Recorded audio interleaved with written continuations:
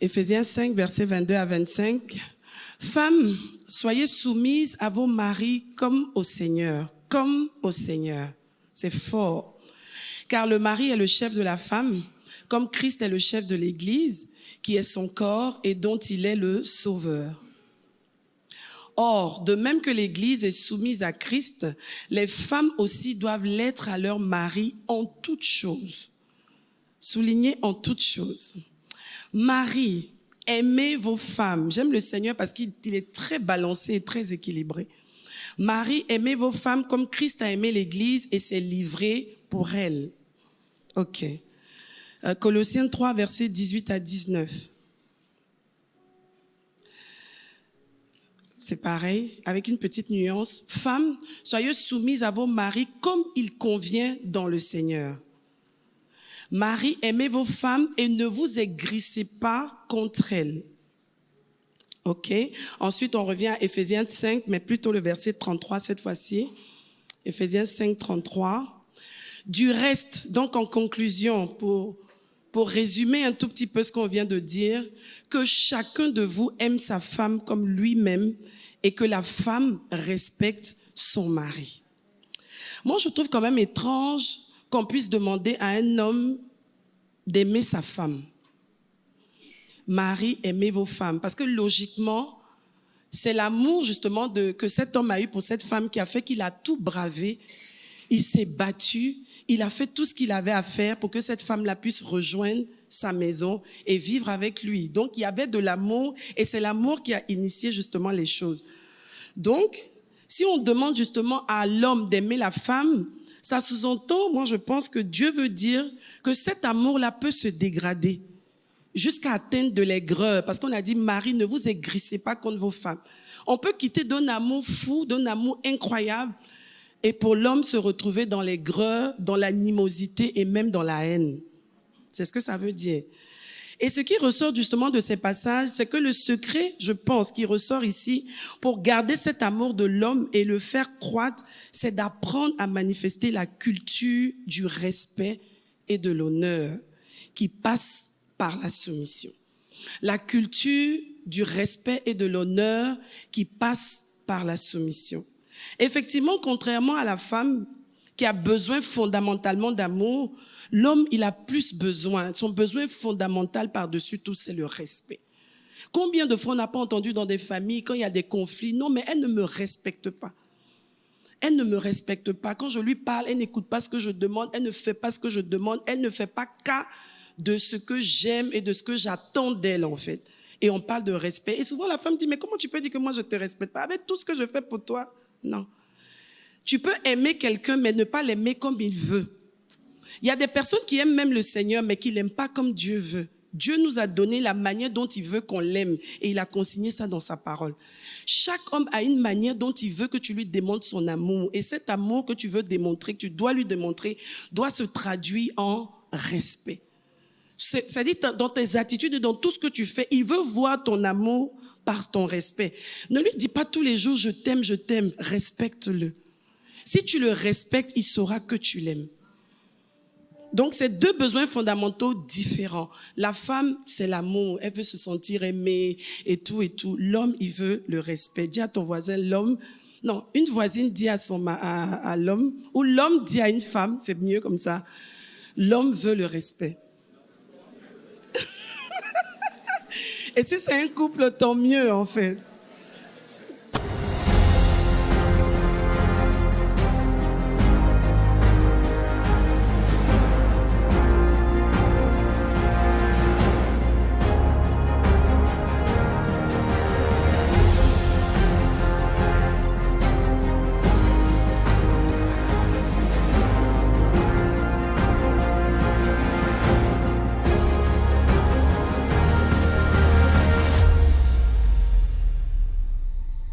Alors, le thème de ce soir, c'est la loi de l'honneur.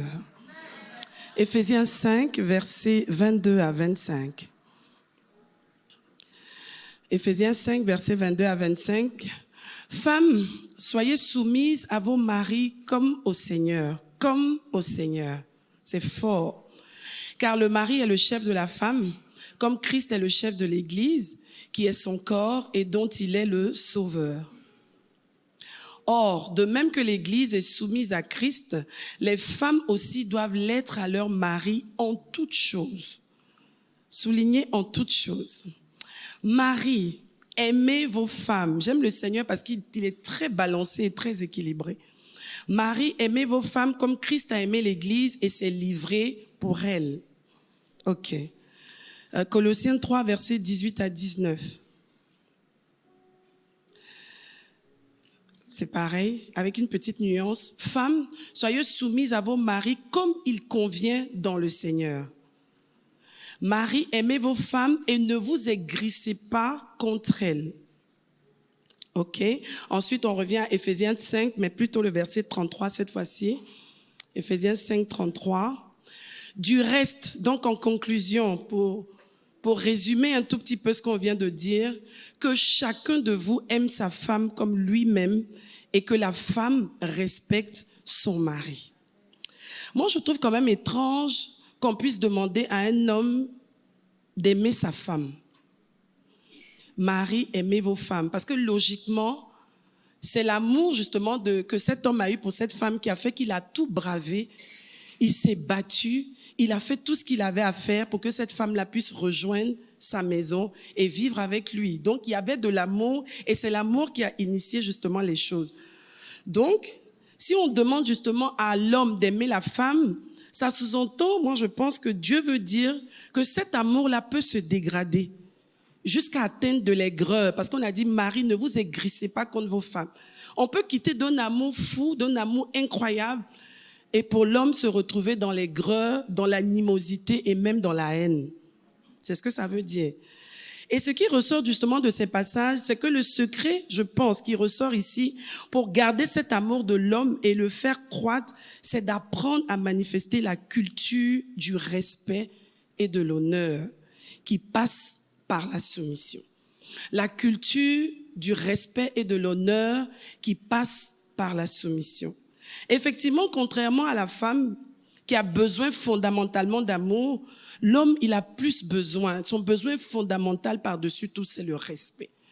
Combien de fois on n'a pas entendu dans des familles, quand il y a des conflits, non, mais elle ne me respecte pas. Elle ne me respecte pas. Quand je lui parle, elle n'écoute pas ce que je demande, elle ne fait pas ce que je demande, elle ne fait pas cas de ce que j'aime et de ce que j'attends d'elle, en fait. Et on parle de respect. Et souvent, la femme dit, mais comment tu peux dire que moi, je ne te respecte pas? Avec tout ce que je fais pour toi, non. Tu peux aimer quelqu'un, mais ne pas l'aimer comme il veut. Il y a des personnes qui aiment même le Seigneur, mais qui ne l'aiment pas comme Dieu veut. Dieu nous a donné la manière dont il veut qu'on l'aime et il a consigné ça dans sa parole. Chaque homme a une manière dont il veut que tu lui démontres son amour. Et cet amour que tu veux démontrer, que tu dois lui démontrer, doit se traduire en respect. C'est-à-dire dans tes attitudes et dans tout ce que tu fais, il veut voir ton amour par ton respect. Ne lui dis pas tous les jours, je t'aime, respecte-le. Si tu le respectes, il saura que tu l'aimes. Donc, c'est deux besoins fondamentaux différents. La femme, c'est l'amour. Elle veut se sentir aimée et tout et tout. L'homme, il veut le respect. Dis à ton voisin, l'homme... Non, une voisine dit à l'homme, ou l'homme dit à une femme, c'est mieux comme ça. L'homme veut le respect. Et si c'est un couple, tant mieux, en fait. Bon, oh non, c'est juste une phrase, hein. C'est pas pour faire d'autres commentaires. Ok.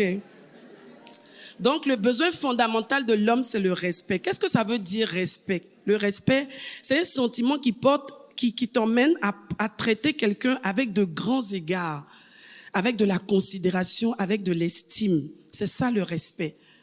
Et l'honneur, c'est la réputation ou la gloire qui a été méritée par le courage que quelqu'un a démontré, les talents, les vertus et les valeurs que quelqu'un a démontré.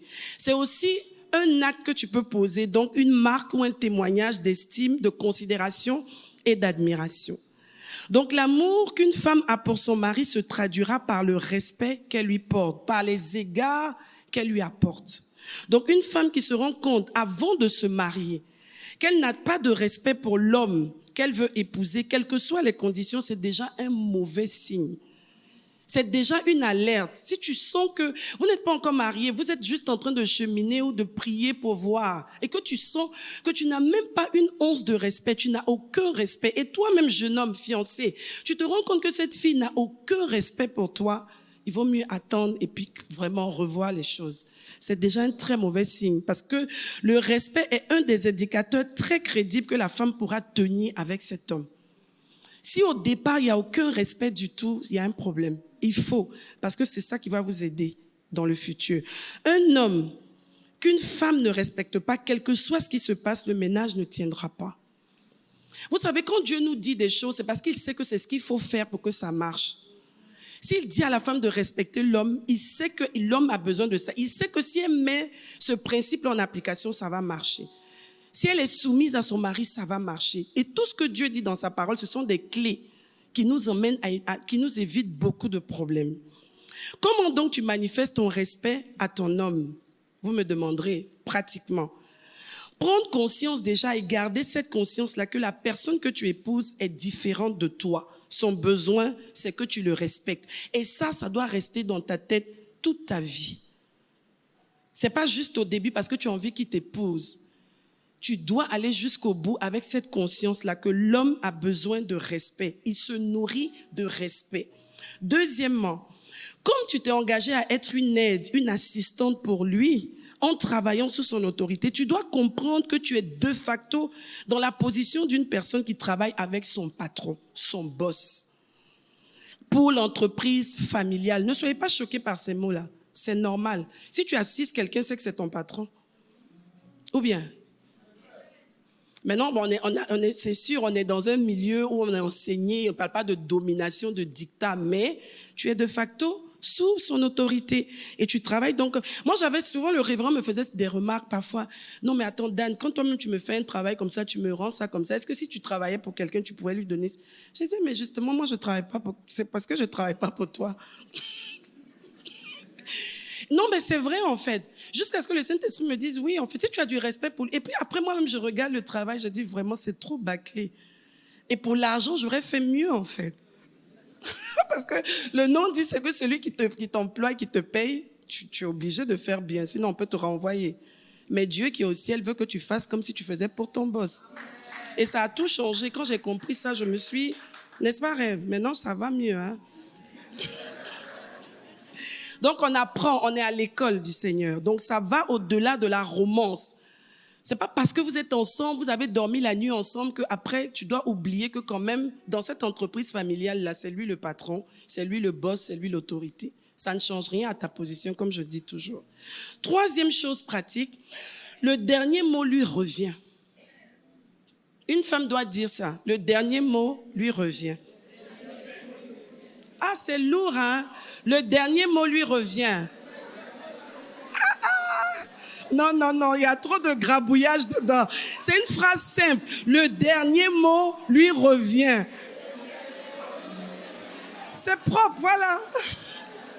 Même si tu penses après discussion qu'il a tort, mais qu'il reste figé sur sa position, tu laisses faire.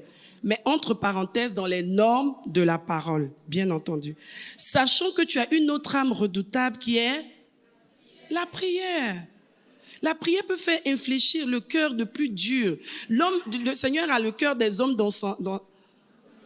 comme un courant d'eau, il les incline là où il veut. Donc si tu as cette âme-là, ça ne sert à rien de rentrer en confrontation. Les hommes n'aiment pas les défis. Tu éviteras ainsi de donner accès à Satan en créant des divisions. Proverbe 14, verset 1, la femme sage bâtit sa maison et la femme insensée la renverse de ses propres mains. C'est pas les mains de l'homme qu'elle utilise pour renverser, c'est de ses propres mains parce qu'elle a manqué de sagesse. Donc la sagesse pour bâtir ta maison t'amènera à éviter tout ce qui peut créer une atmosphère de tension dans ta maison. En utilisant la flexibilité, on en a parlé, on revient dessus, pour manager avec l'aide du Saint-Esprit, sachant que beaucoup d'hommes ont du mal à accepter la contrariété à cause de leur ego. Donc, il ne faut pas aller toi aussi te mettre dans des conflits inutiles. Tu peux utiliser d'autres stratégies que le Saint-Esprit te donnera pour amener la vérité à prendre place dans ta maison. Quatrième chose, la douceur, la douceur. La douceur transmet et traduit le respect pour son homme. Quand vous voyez une femme qui est douce, généralement, vous êtes émerveillé. Et vous vous rendez compte que dans cette maison-là, il y a de la paix, en fait. C'est pas qu'elle ne réfléchit pas, c'est pas qu'elle peut pas se montrer et démontrer qu'elle peut faire des choses, mais c'est juste qu'elle est sage, en fait. 1 Pierre 3, versets 3 à 4 dit: ayez non cette parure extérieure qui consiste dans les cheveux tressés, les ornements d'or ou d'habits qu'on revêt. Non. Mais la parure intérieure est cachée dans le cœur. Quelle est cette parure intérieure et cachée dans le cœur? C'est la pureté incorruptible d'un esprit doux et paisible qui est d'un grand prix devant Dieu. Quand Dieu doit mesurer la valeur d'une femme, ça fait partie des choses qu'il pèse en fait aussi. C'est d'un grand prix devant Dieu. Une femme qui arrive à avoir un esprit doux et paisible, elle va amener sa maison à être toujours tranquille. Ensuite, le servir, 5e point. J'avais dit au premier point, juste pour qu'on ait un fil, prendre conscience et garder cette conscience que la personne que tu épouses est différente de toi. Le fait que tu te sois engagé, tu dois réaliser justement que c'est lui qui est le boss dans cette entreprise familiale. Troisièmement, le dernier mot lui revient. Ensuite, tu dois justement avoir de la douceur en 4e point. Et en 5e point, tu dois le servir. Servir quelqu'un, quand tu aimes quelqu'un, quand tu respectes ton mari, tu le sers. C'est-à-dire c'est naturel, on ne te force pas. Tu dois être à ses petits soins. Pourquoi? Parce qu'on a dit que le respect, c'est justement apporter des égards à quelqu'un. Tu as tellement de considération pour la personne que tu ne la traites pas comme tout le monde, en fait. C'est ce que ça veut dire. Être à ses petits soins, lui accorder la première place.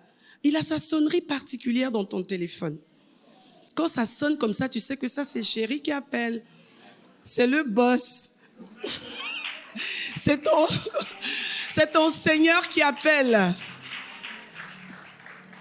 Tu ne fais pas attendre au téléphone. Ah, lui là, attends, continue pas, il va rappeler après. Non, c'est un manque de respect.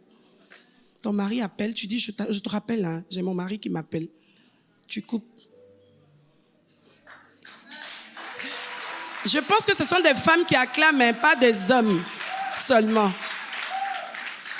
Il a ses couverts spéciaux, il a son verre, il a des plats qu'on ne sert que quand il est là.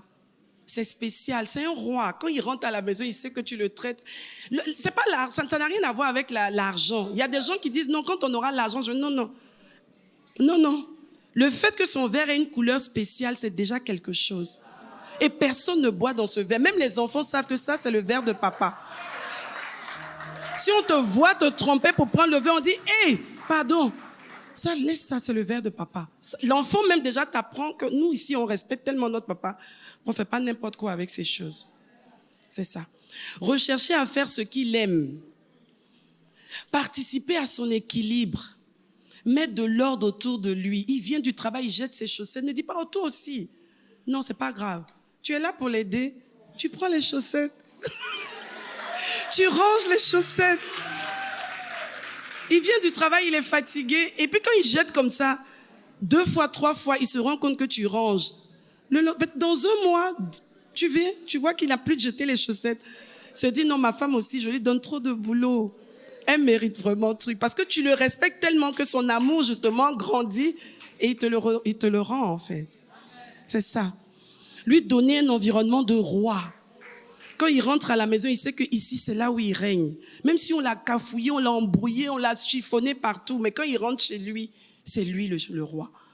Et il est à l'aise. Ça fait qu'il est content, il est heureux, il est pressé de rentrer à la maison. Il y a des hommes qui, quand l'heure de la rupture est arrivée, la fin du boulot, il veut même pas rentrer. Il demande est-ce qu'il n'y a pas du boulot encore, je vais rester. Parce qu'à la maison, c'est trop grave, c'est tendu. Savoir l'accueillir quand il rentre de voyage ou qu'il a remporté une grande victoire. Moi, j'ai appris ça à mes filles.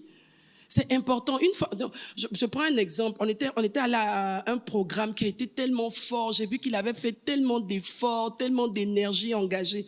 Et j'étais tellement bénie par ce que Dieu avait fait. Je me suis dit non, j'ai dit aux filles, j'ai dit à tout le monde à la maison, je dis aujourd'hui là, on va dresser le tapis rouge à papa. Quand il va rentrer, on va acheter des fleurs. Vraiment, oui, le tapis rouge, ça coûte. Tu vas acheter ça à la boutique, à un magasin, et tu dresses ton tapis rouge. N'attends pas que ce soit, je ne sais pas qui dresse un tapis rouge. Tu peux dresser un tapis rouge à ton mari. On a dressé le tapis rouge. Il ne s'attendait pas à ça. Quand il est rentré, on lui a dit qu'on est trop fiers. On n'était pas avec toi, mais on a suivi tout ce qui s'est passé. On était tellement contents. On bénit Dieu vraiment de ce qu'il fait avec toi dans ta vie. Imaginez-vous comme ça, un père qui rentre comme ça, après tout ce qu'il a eu comme engagement personnel et tout ça, ça fait plaisir. Tu sens que tu as ton équipe autour de toi. Quel que soit ce qu'on peut raconter dehors chez toi, tout le monde adhère et tout le monde t'accompagne. C'est pas un signe d'avilissement, pas du tout, mais de respect et d'honneur à l'égard de son époux. Sarah qui est notre mère, c'est Sarah notre mère. On dit tous les jours ici fils d'Abraham, mais fils de... et fille de... Mais comment Sarah appelait son mari? Son Seigneur. Généralement, quand on est pendant les cérémonies de mariage, les noms, mon miel, mon bonheur, oh, mon souffle de vie. Ça, c'est parce qu'on est dans la romance, en fait. Continue avec le nom, là. Quand c'est chaud, là, continue mon essentiel. Ne dis pas Raoul. C'est ça. Tu dois rester comme ça, avec ça à l'esprit. Même si le souffle de vie t'a donné d'avoir un peu de palpitation, c'est pas grave, ça va aller. Continue de déclarer, il restera un bon souffle pour toi. Plus tu respectes ton homme et que tu honores ton homme, mieux tu reçois de lui. Ça, c'est un principe. Regardez vous-même.